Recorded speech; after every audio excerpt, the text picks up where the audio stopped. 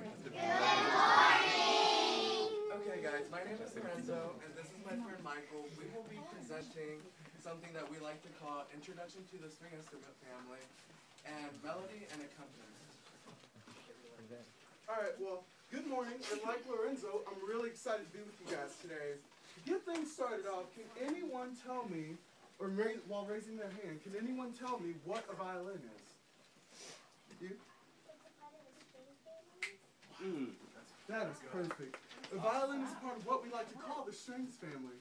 Okay, now can anyone show me with their fingers how many strings they think a violin has? I see a few there. Yes. That's good, good, good. Alright, the violin does have 4 strings, and I'm going to take out my violin. Okay. While Michael's taking out his violin, you'll see in a few seconds that he's passing out something that kind of looks like a stick. What we like to call that is a bow, and something interesting about it is that it's actually made from hair from a horse's tail. So that's pretty cool. Now, we use little cakes of tree sap, which I'll also pass around. Just pass around the class, please. And what we do is we rub that against the horsehair, and it makes it really sticky. And then we pull that across the string, and it makes a sound. Michael, could you play a scale for the class showing them how it works? Sure. I'll pull out my instrument.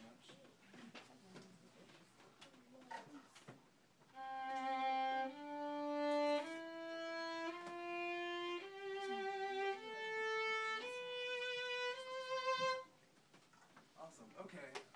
You've seen the violin. Can anyone tell me what this instrument is? Raising your hand. Could you tell me what it is?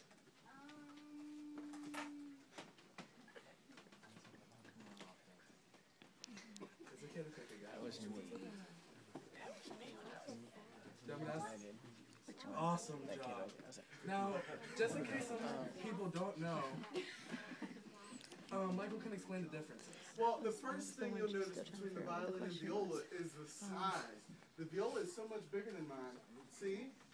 And then, now that you see that the viola is bigger, do you think the viola has lower sounding notes, or do you think the viola has higher sounding notes than the violin? Yeah? Lower? Okay. Okay. I'm going to play a few notes on my lowest string and then a few on my highest, and then Michael will do the same. Yes.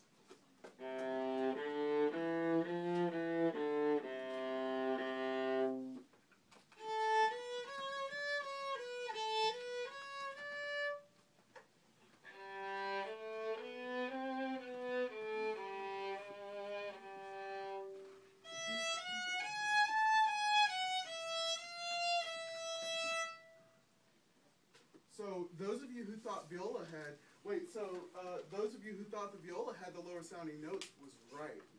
Okay? So now we're going on. So in case you couldn't notice, since the violin is the higher sounding note, the higher sounding instrument, it's good for melody. It's easier to play melody, right? And can anyone raising your hand, tell me what a melody is? Bruce, could you make sure that bow gets back? You? It's the rhythm of the music. Okay, that's close. You? Yes? Yes.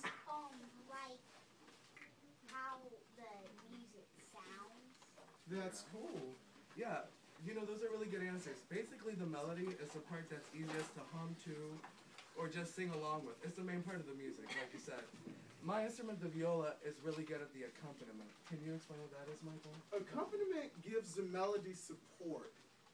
Right. Okay, guys. Well, what we did for today was we prepared a duet by the composer Wolfgang Amadeus Mozart, who is right over there.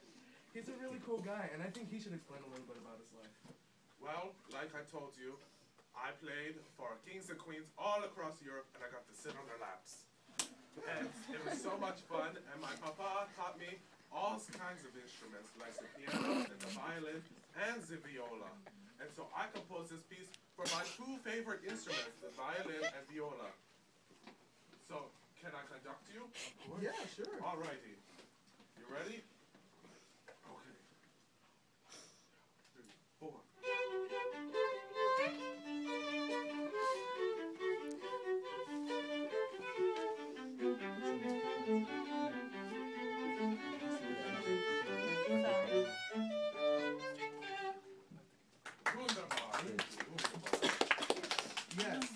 So, can anyone raise their hand and tell me who they thought had the melody first?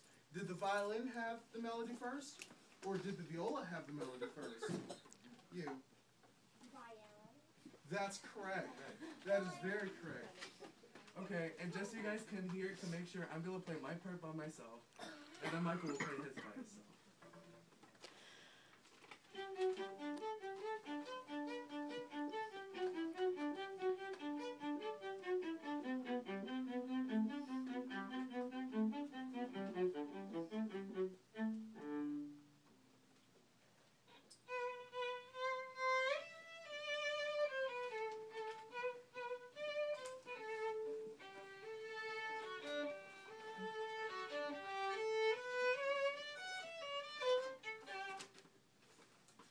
So in classical music, you always hear the melody, but sometimes the accompaniment actually has to come out. And you have to hear important notes, and that's called the dynamics. You have fortes and soft pianos, just like Jalen and Nicole were showing you guys earlier in your presentation. Classical music just has a lot of little things that you have to pay attention to. And I think to wrap this up, we're going to play more. I want to play more. Would you be okay with that? That's awesome. Okay, but we're going to get Mozart to conduct us again. And if you want to, you can help by clapping along to the beat. And what the beat is the main pulse of a piece. So Mozart is going to clap with you guys, and we're going to finish out by playing the rest of our piece. Ready? All right, let's count them off. You ready? Let's go. 1, 2, 3, 4.